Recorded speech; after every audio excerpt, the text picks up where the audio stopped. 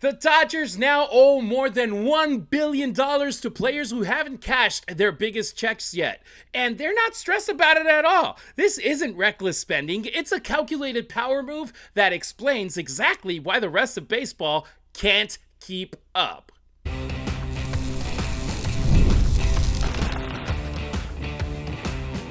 You are Locked On Dodgers, your daily Los Angeles Dodgers podcast. Part of the Locked On Podcast Network, your team every day. What's up, everybody? I'm Harry Ruiz. That's Travis Rodgers, and it's time for Locked On Dodgers, part of the Locked On Podcast Network, now the #1 sports podcast network. On today's show, Japanese star pitcher Tatsuya Imai continues his public anti-Dodger stance, and we'll ask the real question: is this confidence or just terrible business? MLB managers admit which hitters they do not want to see with the game on the line, and Dodgers names dominate the answers. But first, we're breaking down how the Dodgers crossed the $1 billion mark in deferred money, why it's not reckless, why it's intentional, and why other teams hate that it works, Travis. Yeah, I thought my credit card bill had a little bit of balance on it, but I got nothing on the Dodgers. We'll get into it on today's episode of Locked On Dodgers, and it's brought to you by FanDuel. If you want to be right in the middle of the action this season, visit FanDuel.com and place your NFL live bets all season long. Travis is holding it down every weekday from 3 to 6 on the Travis and DeMarco Show on 710 ESPN LA. And if you're outside LA or away from the radio, you can always stream it on the ESPN LA app. Me, when I'm not on the mic calling USC football or Raiders games in Spanish, this is where you'll find me, locked in with you, talking Dodgers and diving into it all every single weekday. If you're new around here, welcome. You're officially part of our family. And to the everydayers, you already know how important you are. You're the pulse of Locked On Dodgers. Are you watching on YouTube? Hit like, drop a comment, and make sure you're subscribed. Listening on Apple Podcasts or Spotify, a quick 5-star rating goes a long way in helping other Dodgers fans find this show. All right, $1 billion and not panicking. The Dodgers officially crossed the threshold that no other franchise has ever approached in this way. More than $1 billion in deferred payment obligations. That number now sits at $1.064 billion with Edwin Diaz's contract. This is now spread across 9 players with payments stretching all the way out to 2047. And before anyone starts yelling financial recklessness, let's get something straight right up front. This isn't the Dodgers being desperate. This is the Dodgers being deliberate, Travis. Yeah, it is.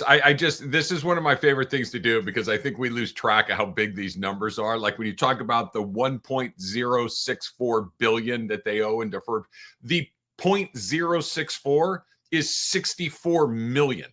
That when you start to think about the fractions, it's pretty wild. But yes, this is intentional. Yes, this is something that they have used to great success and allows them to be incredibly nimble in the short term. Now they certainly are on the hook for a lot of money. Like you mentioned, 2047 is when all of this stuff comes due. There are different thresholds along the way. The vast majority of that billion and change that is there is basically it's Ohtani and Betts is most of that money. It's like almost 80% of that money that is owed right there. And this is what smart teams do, I believe. This is because the money today will be worth less then. It will actually cost them a little bit less in 2047 than it would cost them here in 2024 and every year in between there.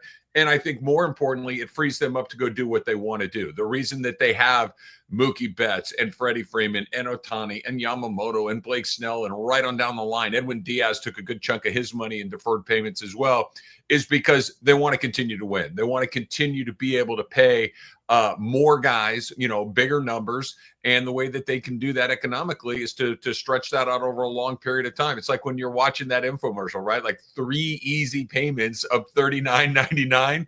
That's the way that they're doing it. They're not paying it all up front. They're paying it over time.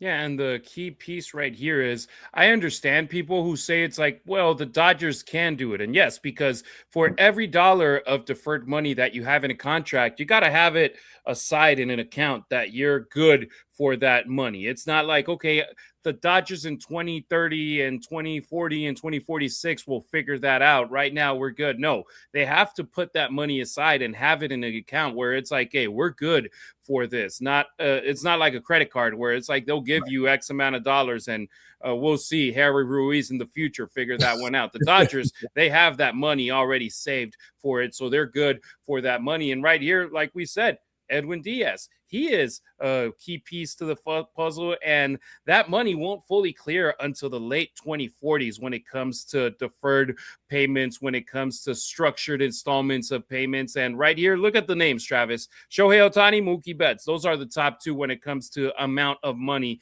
that is getting deferred. But also Freddie Freeman, Blake Snell, Will Smith, Teoscar Hernandez, Tommy Edman, Tanner Scott, Edwin Diaz. These are guys who ended up taking a chunk of their money also in deferred money, and it makes sense. It matters. Why? Because what the Dodgers are really doing here isn't pushing debt into the future. They're buying flexibility in the present because they want to keep their competitive window as open as possible right now while betting on three things: that the revenues continue to grow, that the luxury tax thresholds continue to rise, and that their own ability to generate elite level income year after year continues there. Because for the first time in franchise history, they surpassed the 4 million attendance mark. Something they had never done. But now with Shohei Ohtani, with Yoshinobu Yamamoto, with Blake Snell, with the team being, heck, this wasn't even their best season out of their last 3 years, and they were still surpassing 4 million fans. Why? Because of the stars that they have on the field. Because when you have Shohei Ohtani, you can do a Shohei Ohtani bobblehead night as a hitter, as a guy that's stealing bases, as a pitcher. You can give away his ring. You can do anything Shohei Ohtani related, and you'll have 50+ thousand fans in the stands because everybody wants that giveaway. And the same goes for other players.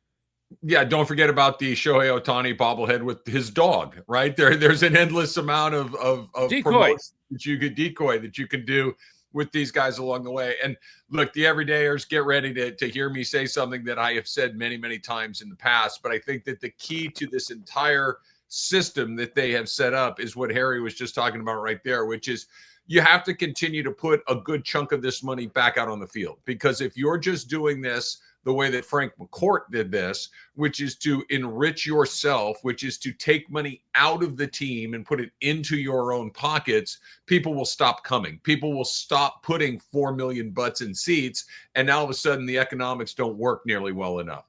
The reason that they can do this, the reason that they are going to continue to have cash flow, the reason that they're going to continue to have these revenue streams that we're talking about, the reason that they're going to be able to continue to put 4 million people in Dodger Stadium is because they put good players on the field. Because when you go to Dodger Stadium, you have not just an excellent experience in stadium.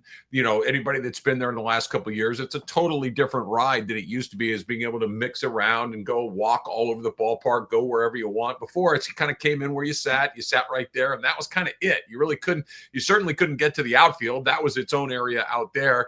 Now you can kind of go around in the plaza and everything else. It's a great thing. But most importantly, look at the guys that are standing on the field.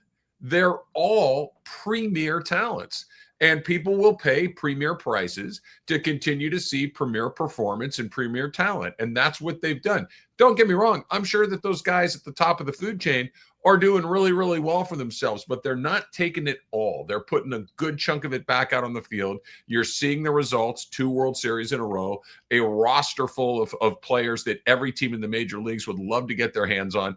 And that's why the thing keeps turning. If this was just, we're going to kick these payments down the road, or we're going to do this like the Mets because we can't afford to pay guys right now, and that's where you're talking about those escrow accounts where the money has to be accounted for, then it wouldn't work. The bill would ultimately come due. I don't know if that's going to happen with this team because they're continuing to put products on the field that people want to see and pay for. And Travis, we're talking about 4 million fans in the stands with like the cheapest price to get in from the box office being at the $60, $70 mark for a weekday game that starts early in the day. I remember in the early 2010s when I was a season ticket holder, I was paying $5 per game. Yep. Top deck, section 5, row O, seat 4. Shout out to everybody up there in the top deck. Great people. I love the view. I loved going to the stadium. And back then they gave us an MVP card, which you would be able to use to go up and down the stadium, but only season ticket holders could go up from the top deck to the field level, to loge, to reserve. If you weren't a season ticket holder, you were stuck in your section. Now Dodger Stadium is a complete beauty, and in great part because they're doing this. But here's the key point. These aren't random contracts that they're giving out. These aren't panic moves that they're doing. These are core players, foundational pieces, and superstars and leaders, the type of players that you want tied to your franchise for the long haul. You don't want to give a player that you don't know if he's going to have the success like Freddie Freeman a contract like you did with Freddie or with Mookie or with Shohei Ohtani, but that is with the big deals.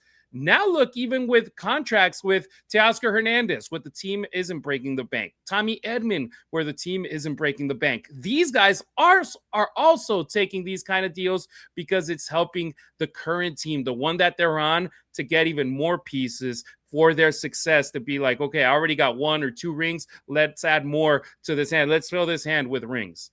Yeah, I think that's a huge part of this, which is they're giving the money to the right people. Now, that doesn't mean you can't make mistakes, and that doesn't mean that they might not do Scott.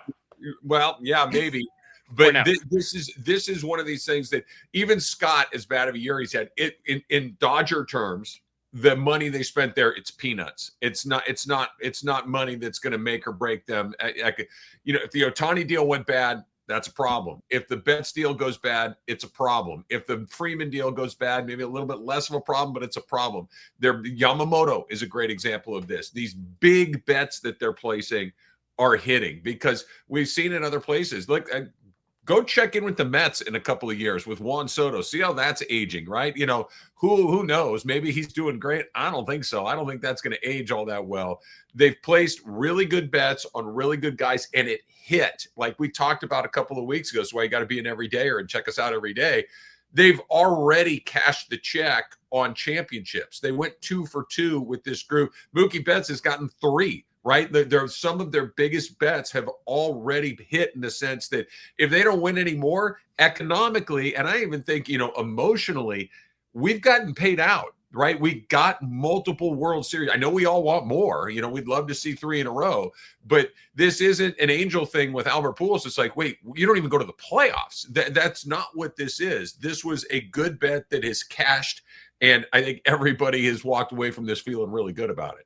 When Shohei Ohtani got signed, I was like, look, if in 10 years we can get 2 World Series, I'll be happy. If we can get 3, I'll be elated. We're 2 years in. We already got 2 World Series championships with Shohei Ohtani. And this is the deal. The Dodgers, they aren't afraid of the bill because they're confident they'll always be able to pay it. But more importantly, they're confident the championships along the way will also be worth it, like they are already worth it. And speaking of championships, MLB managers were asked a simple question. Which hitter do you least want to face with the game on the line? Next on Locked On Dodgers, let's just say that the boys in blue live rent-free in their nightmare. NFL Sundays move fast, and we're running out of them. We're getting towards the end of the season, too. One big play, and suddenly everything feels different. That's what makes live betting with FanDuel so incredibly exciting, because you're not just watching the game, right? You're reacting to it, and you're reacting to it in real time, because with FanDuel, you can place bets as the action starts to unfold on a drive, on a momentum swinging play, on every highlight moment. You can get in because live betting is best when the game starts to shift. That receiver gets hot, a defense makes a big play, starts to tighten up, or the momentum flips after that back-breaking turnover, right? FanDuel lets you jump into the moment with live spreads and money lines that adjust instantly. Player props update as guys heat up, and you can bet a whole bunch of different things like next touchdown score, drive results, totals, and a whole lot more. It just keeps you locked into every snap, every drive, and every possibility. So if you want to be right in the middle of the action this season, visit FanDuel.com and place your NFL live bets all season long. FanDuel, the game moves fast, and so can you.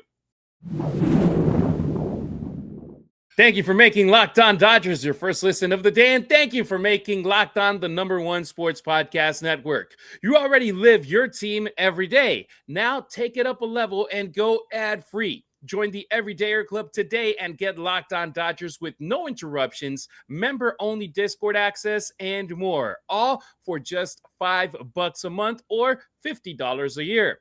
Go to LockedOnDodgers.supercast.com or check the link in the show notes to learn more. Late inning nightmares. If you want to know how feared a team really is, don't ask the fans. Ask the people trying to beat them.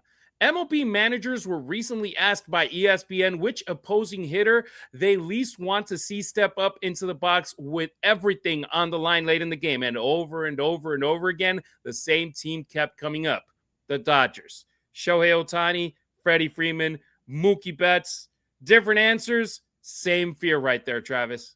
It is. I thought this was really interesting because I like to kind of play along with these things and think how I would answer these questions. And before I forget, I do want to talk about one of the questions they asked these guys, like if you were a commissioner for a day, which rule would you change? And one of the changes was no games on Mondays. I want to get back to that in a second. Yeah. I thought that was really interesting. Or Pat Murphy saying no shadows. I'm like, no shadows. How you gonna do that?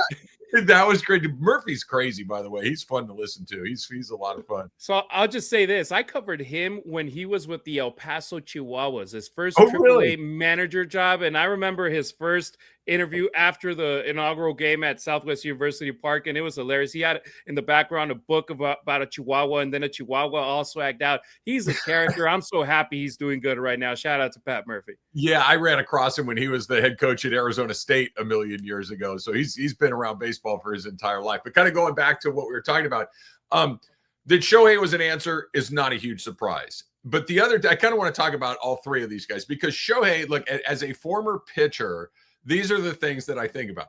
As terrifying as Shohei is, and he is, you can strike him out, right? Like Shohei strikes out a lot. Like you have a chance to get him out. Like that, yeah. It's not an impossible ask to get him out. It's difficult, and he might hit a home run that goes over the stadium roof, but he strikes out. So I would take him off the list. Mookie, I think, while still an incredible player, has kind of started to come over the top of the hill just a little bit. Freeman's the answer, man, because Freeman can take you deep. Freeman can hit the ball that's inside. Freeman can take the ball that's outside and go away. He doesn't struggle with velocity. He doesn't try to do too much. He rarely strikes out. Like, Freeman is your very worst nightmare in these situations because there's no way to attack him where you know there's a real vulnerability. If you throw 3 perfect pitches, well, you'll get him out, but that's everybody. But if you miss one, he's going to make you pay for it. Like I thought it was a really interesting thing that as many people answered Freddie Freeman as they did, because to me, if we all play this game in our mind, one at bat with the season on the line or your life on the line or whatever it is, who do you pick? My hand's in the air. I'll take Freddie Freeman. And you've seen it time after time after time where he comes through. I know he's, first ballot Hall of Famer, all that kind of stuff. But every time he gets in that batter's box, I'm like, I think he's going to hit the ball hard. And he usually does. He is just an extraordinary player. Yeah, from the 3 MVPs in the Dodgers lineup, skippers like, no pun intended, Skip Schumacher from the Rangers and Pat Murphy from the Brewers brought Freddie Freeman up. They talked about his control of the strike zone, his ability to hit righties and lefties, his refusal to chase, his knack for delivering exactly what the situation calls for, because if you need a walk, he'll take it.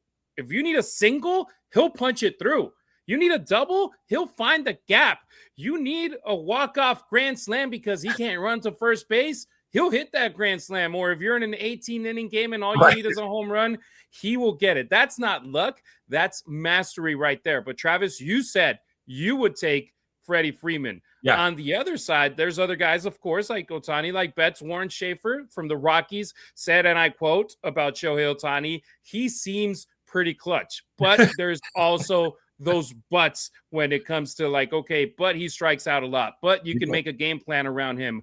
But if there is a 2-run lead and he's the only guy up there, you feel good with just walking him and just figuring out with the next guy behind him. But the problem is the next guy behind him is usually Mookie Betts, a hitter so respected that even pitchers turned managers still talk about him like a final boss. Craig Stammen from the Padres brought him up from when he faced him back in the day and said that every at-bat is uncomfortable. Every pitch feels like a mistake waiting to happen. And that's the beauty of the top of the Dodgers lineup, where it's like, it just feels like it's pick your poison with them. Yeah. Well, that like you just said, Harry, that is the genius of this. And this is the engine that drives the entire Dodger process offensively. Because think about it, they pulled general managers, they pulled managers and all these things. And there are 30 teams in this league. They all mentioned Dodgers, right? And 3 different Dodgers. It wasn't like one guy that everybody said Ohtani or Freeman or whatever it is. There was different answers, but all the answers were Dodgers. And that you have to pitch to all of those guys in a row, I think kind of. And then, by the way, the mental wear and tear that is on a pitcher to try to get through that gauntlet.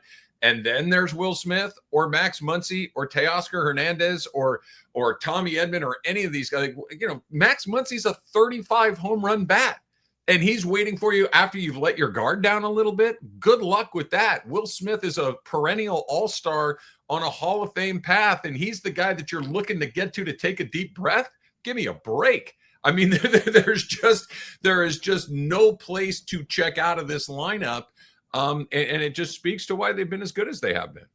And the funny part is that the one guy that was quoted that didn't bring up a Dodger was a former Dodgers coach, Clayton McCullough from the Marlins. He said Kyle Schwarber, which is also a pretty good answer because that guy has been on fire the last couple of years. But look, the takeaway is simple. This lineup doesn't just score runs. It changes how opponents manage games because bullpen usage, pitch selection, defensive alignment, everything tightens up late against LA. That's the real power with this franchise. And last year, I feel like it was just a blimp that where you had these guys struggling. Next year, let's see if they're able to get on the same page. And oh boy, that would be a nightmare. And that power that the Dodgers have is exactly why one of Japan's top pitchers keeps saying the quiet part out loud about the Dodgers. Coming up on Locked On Dodgers, is Tetsuya Imai playing mind games or costing himself money? The World Cup is coming back to North America for the first time since 1994. And with 48 teams for the first time ever, it's going to be massive. But let's be honest, getting tickets is usually the hardest part. That's why the Gametime app is clutch, finally giving fans a real advantage when it comes to snagging seats.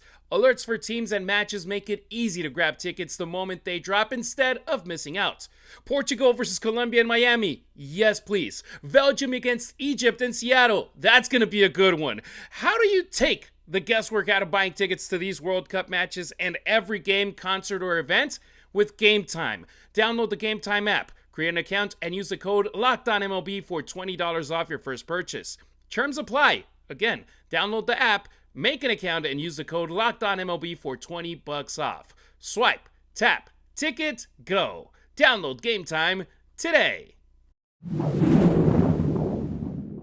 Don't forget to follow Locked On Dodgers not only on YouTube, but on X, Instagram, and TikTok as well. You can find Travis on social media at Travis Rodgers on X and Instagram. Meanwhile, I'm at Harry Ruiz on X, at Harry_Ruiz on Instagram, and at Harry Ruiz_ on TikTok. The Dodgers don't need me? Tatsuya Imai has made his stance crystal clear. He doesn't want the Dodgers. He said it before, and now he's saying it again. According to him, the Dodgers already have enough pitching. According to Imai, beating the Dodgers, not joining them, would be the most meaningful achievement of his career. And look, on a human level, that's honest, that's competitive, that's fiery.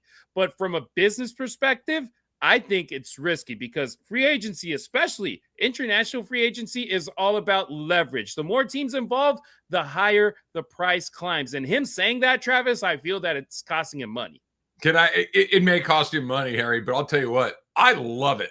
I love it. That as opposed to so many guys that are, I shouldn't even say players because the players typically don't do this, but everybody's complaining about how the Dodgers have done this and they're doing that and they're stacking this. And this guy's like, you know what? I want to go beat those guys. I want to go and compete against those guys. I want to go show that I'm the man, and I don't want to just join this team that is already operating at a level that's a 10 out of 10. I love it. Here's another thing. When the Dodgers get to play him, imagine the juice in the stadium on the day that the guy that pitches that said, I don't want to be on that team. I want to stick it down your throat. I can't wait for it. I love it when there is genuine, open, blank you energy in the building. I really, really like it because so much of this is just, oh, they're great, but we're trying to beat it. We want to get on their level, and it's polite, for lack of a better. This is why I like the Padres. I like that the Padres run their mouths despite never winning anything, because it's fun to smack them back down to the bottom of the line. It puts a little extra something in it. So when Imai says what he says, and the Dodgers get a chance to go compete against him and they give him the business, it's going to be terrific. I love this stuff. I love it when somebody says, forget you guys. I want to go and, I want to compete against you. I don't want to join forces with you. I really, really dig it. And I cannot wait to see the Dodgers play against it. Yeah, the baseball world is circling that inevitable moment. Sure. Once you have Imai signing with the team, it's like, okay, when is he going to face the Dodgers on a big stage? And I'm pretty sure either ESPN, Apple, NBC, they're going to be wanting that game and be like, hey, we want to broadcast this game because it's going to be a huge storyline for everything. But I just still insist. It's like, come on, man. The more teams are involved, the higher the price is going to climb. And when you publicly remove the most aggressive spender, the most creative contract builder, and the most championship-proven organization from the bidding, you're shrinking your own market. I like the storyline. I feel like if I were a free agent, if I was like, okay, I can broadcast any team that wants me, and I would just, honestly, I would go to the highest bidder. I would go back. So here you go. For example, Kike Hernandez spoke about Edwin Diaz, and he said that he went to the Dodgers and when it's like, hey, this interest is real. He's not using you guys to get a higher paycheck from the Mets. He wants to go pitch with you guys, so take it seriously. And then the Mets, their last offer was only $3 million less than the Dodgers. So it wasn't like it was a huge gap between one offer and the other. So right here, I feel like, hey, he could have used the Dodgers, but his speaking out loud is going to hurt him potentially in the pocket. But look, he's going to be a millionaire no matter what. But I just feel like he could have gotten more bucks because, look, Yamamoto, if he didn't come to the Dodgers, if another team offered him $400 million, good for him. But the Dodgers ended up offering him pretty much $1 million per day in a year for his contract. So it's like, all right, we get him and we're going to be able to enjoy his success, and we're doing it right here. He went the complete opposite. I feel that he would be a great fit for the Padres or the Giants, and that would be even better for us instead of like if he goes to another National League team and you only play him home and home, or if he goes to an American League team and you only play him once a year and that's only 3 to 4 games and you might not play him. So I feel like, you know what? Get him in the division. Let's quiet him up real quick. Being in the division would be amazing because then, like you said, you get to play him a whole bunch of times. Look, and I'm just speculating here. I don't have any inside information when I say this. So this is just me kind of figuring out because like you said, Harry, to remove the biggest bank at the table from your potential suitors doesn't make a lot of economic sense. No one's saying you got to go play for them, but to have them at the table pressures up the price for everybody else, like you were suggesting. Maybe he knew the Dodgers weren't interested, right? Like maybe, they already have too many pitchers. Yeah, maybe he knew that's one of those. All right, there's not a path for me to get there. So I'm going to kind of turn heel here and say that I didn't want to go there in the first place. And now maybe somebody somewhere else says, hey, man, I need a guy that wants to take them on nose to nose. I need a guy that wants to go compete directly with them because I think if you looked inside a lot of players' head, they see the Dodgers coming and they're like, man, I don't want any of this. I don't need to go and get my head caved in for 3 nights in a row. And that this guy's publicly saying, yeah, bring it on. Maybe that pushes the price up some other places if he knew, in fact, that the Dodgers might not be interested. Again, I'm totally speculating here because you're right. To just remove the guy that could at least theoretically pay you the most is an unusual way to go about conducting your business. Yeah, but look, his numbers in Japan, they speak for themselves. Yeah, Elite ERA, heavy workload, strikeout ability. Big market teams are interested, like the Yankees and Mets. So you know that he's going to get a good offer, and more teams will follow. But one thing is undeniable. He chose his narrative. He's sticking to it. And I can't wait for the Dodgers end up playing the day that they end up playing against Imai. That will be must-see TV. Let me All ask right. you this Yeah, go for it, Trav. real quick. No games on Mondays. What do you think? I feel like it's interesting. As somebody that hosts a daily podcast, a weekday podcast, I would say no. Give me the more games I can talk about, so that way it's like we can talk about game days instead of having to do a pod on Saturday and Sunday, which I'm usually busy with, both personal and work-wise. But, I mean, it's definitely good for the players. I feel that that's something that they can negotiate in the next CBA. I feel that it's something that they can include, and it would be great. I mean, shout out to whoever brought it up in the manager. It was Murphy? It was. No, Murphy was the Shadows, right? It was funky. I thought it was Murphy. I could be wrong. I could be misremembering that. But I kind of dig it, man. I think it would be nice to have a day where you can unplug for just one day a week and kind of reset and get all your things in a row, where to just have, I know Monday there isn't going to be, and if you need to fill in with a rain delay or whatever it is, there's an open date for everybody at all times to where you can fill in if you need to do it. You don't have to juggle schedules quite as dramatically, but I know they'll never do it because so much of this is driven by television, but I thought it was a really interesting idea. Warren Schaefer from the Rockies was who brought up that idea. It's an interesting one, and one that is actually, it's great for the players. It's great for the players because there's times that they get double-digit games in days in a row where it's like you got 14 games in 14 days, and it's like, man, there's a reason why they get paid so much money, right? Oh, for sure. And this is one of my favorite weirdo stats in all of Major League Baseball. You know how many off days they have over the course of 6 months? Like built-in off days, scheduled off days, no game, over 6 months. Just 19, a couple of weeks. 19 days. Like that's nothing. That is nothing. And that's it starts to take a toll at some point. And we see them play the game. We see them for 3 hours on TV, or when you go to the stadium, you might watch batting practice. They're there even earlier in the day getting treatment and getting all the process. And then post-game, they got to do interviews. And you're in LA, so getting out of the stadium is a hassle. So it's not a 3-hour day. It's like 10, 12 hours. So when they get paid that type of money, there's a reason to it. It's definitely a great topic of conversation. Maybe an exercise that we can do in the future where it's like, all right, we're commissioners for a day. What would we do? Let's do it very, very soon here on Locked On Dodgers. All right, but for now, that'll do it for today's pod. Thank you for making Locked On Dodgers your first listen of the day, and thank you for making Locked On the #1 sports podcast network. Did Locked On Dodgers make your Spotify Wrapped? Prove it on social media to secure a free month of our brand new Everydayer Club. Just tag our national Locked On Podcast Network account or on any social media platform, and we'll drop you a code. Be one of the first to join the Everydayer Club to get your favorite show ad-free and exclusive access to members-only Discord channels. For those of you on video, we're going to send you to the first ever 24/7 Locked On Podcast Network YouTube channel. On audio, make sure you make your second listen our buddies over at Locked On MLB. We'll be back tomorrow, Wednesday, with much more. But for now, we appreciate you riding with us. Until next time, keep it real, keep it Dodger Blue.